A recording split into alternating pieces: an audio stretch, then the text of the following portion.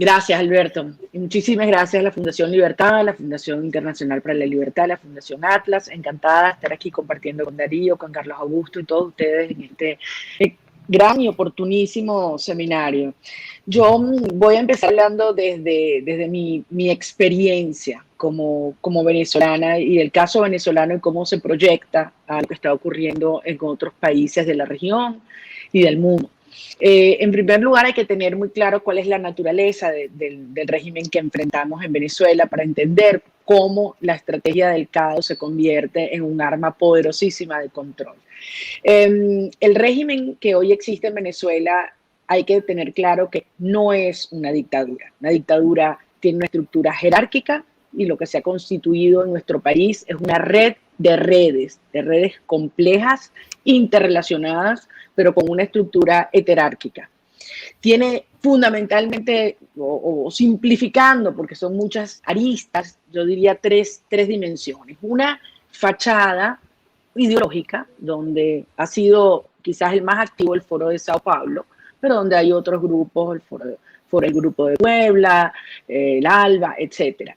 Hay un soporte geopolítico que al principio no se alcanzaba a ver su profundidad y complejidad, donde vemos otros regímenes autoritarios fuera del continente, operando ya de manera clara y directa, como es el caso de Rusia, China, Irán, Turquía y, bueno, por supuesto, la presencia de Cuba desde antes incluso de la llegada del régimen al poder. Y la tercera dimensión, la más compleja, peligrosa, dañina, es la dimensión criminal. Cómo se ha ido creando toda una estructura compleja donde han convergido en nuestro país el crimen organizado internacional y el terrorismo internacional, encontrando en Venezuela una cantidad de servicios logísticos, muchos de los cuales los provee el propio Estado. Entonces, ya no hay un límite entre las mafias y el Estado. El Estado es la mafia es el Estado, y se ha convertido en un complejo sistema adaptativo. Llegó y fue tomando control de todas las instituciones. Yo he escrito bastante sobre esto y creo que puede ser útil a otros países de América Latina para tener señales tempranas de cómo se fue tomando y destruyendo el sistema judicial, las Fuerzas Armadas, los medios de comunicación, todo el sector productivo y financiero, la academia, cómo se infiltraron los partidos políticos, cómo se ha ido incluso tomando control del territorio. Esto es un tema hoy en día muy doloroso, muy difícil de transmitir para quienes no están en Venezuela. Es decir, un sistema depredador que acaba con todas las posibilidades de generar riqueza del país, arrasa con las reservas, se endeuda monumentalmente y cuando ya no tiene más nada que dar a estas dinámicas criminales, entonces entrega el territorio. Y eso es lo que estamos viendo hoy. Más de la mitad del territorio venezolano está bajo el control de grupos criminales de diversa índole y dimensión que ejercen control territorial, económico y social.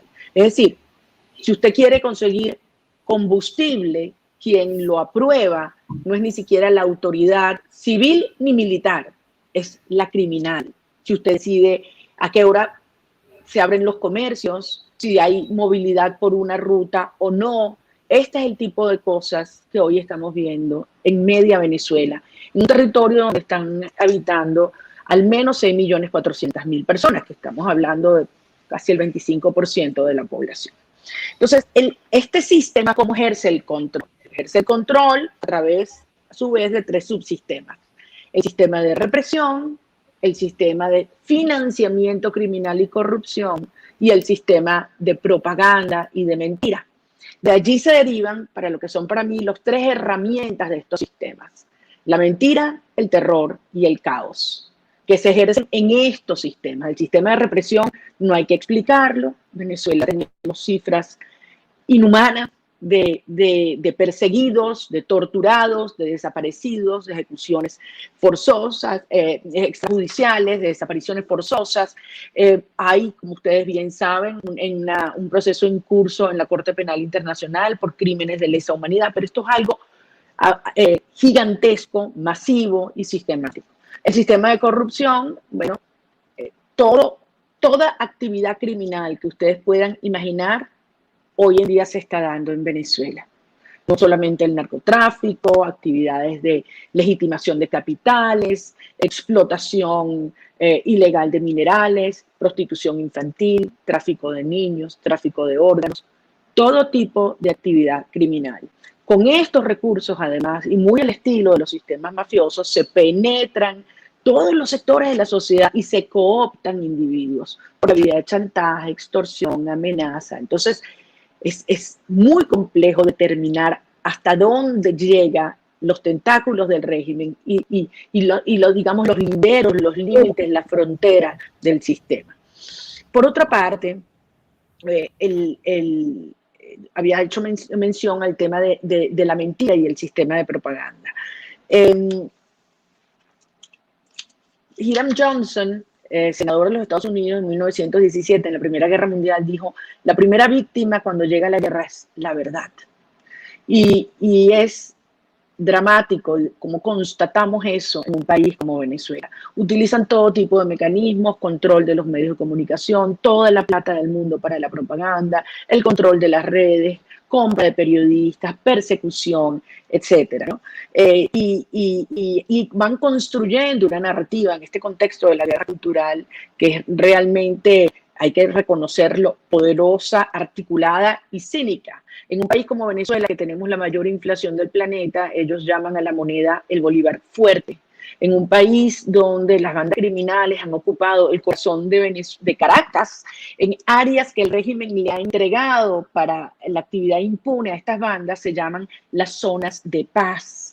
Un país que no tiene luz ni combustible es para ellos la Venezuela potencia. Entonces, allí hay que entender la fuerza y el cinismo de esta narrativa y cómo contrarrestarla.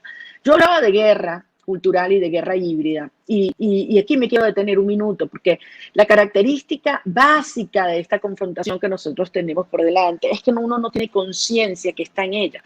Tratamos de vivir como si viviéramos en una situación normal, como ciudadanos normales, pero en el fondo somos al mismo tiempo, y sin que lo hayamos querido, soldados y víctimas.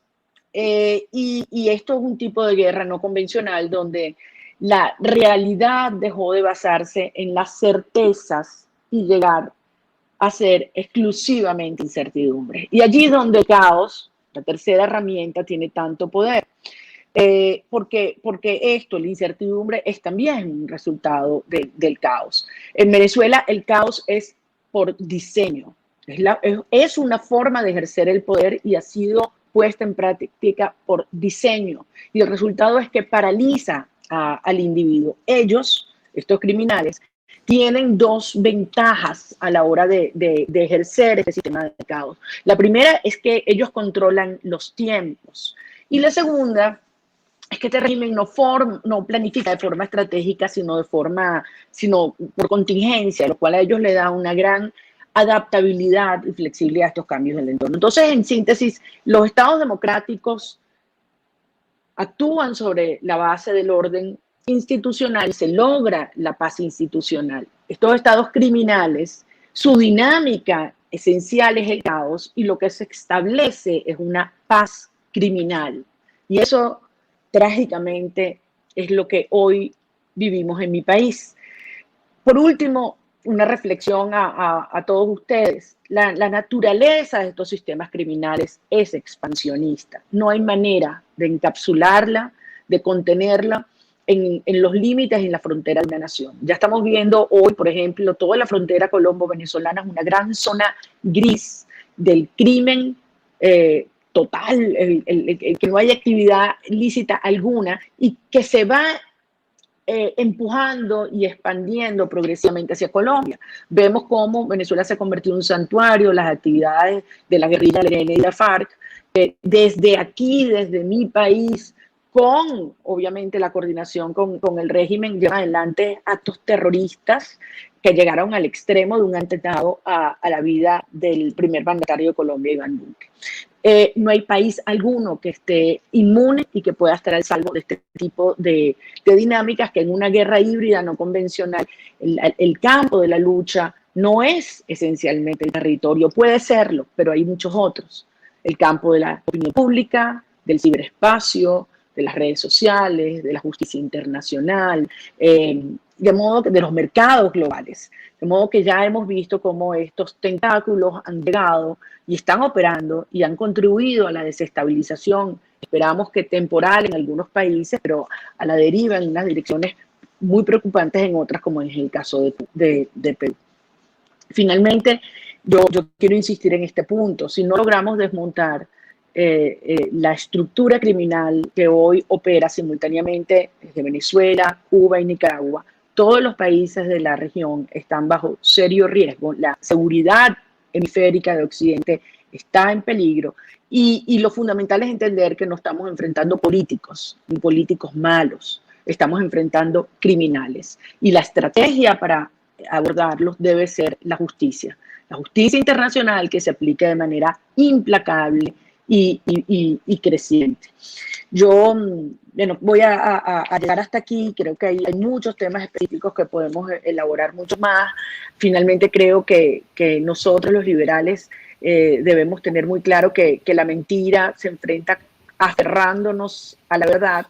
Frente al terror hay que generar confianza con el testimonio y la coherencia de nuestro discurso y de nuestra actuación y, por supuesto, enfrentar el caos dando certezas. Y en este momento también aprovecho para enviar un mensaje a todos los venezolanos que estén conectados hoy alrededor del mundo, muy especialmente a los venezolanos en Argentina. Como ustedes saben, son más de 6 millones de compatriotas nuestros que están regados por el mundo entero. Es la segunda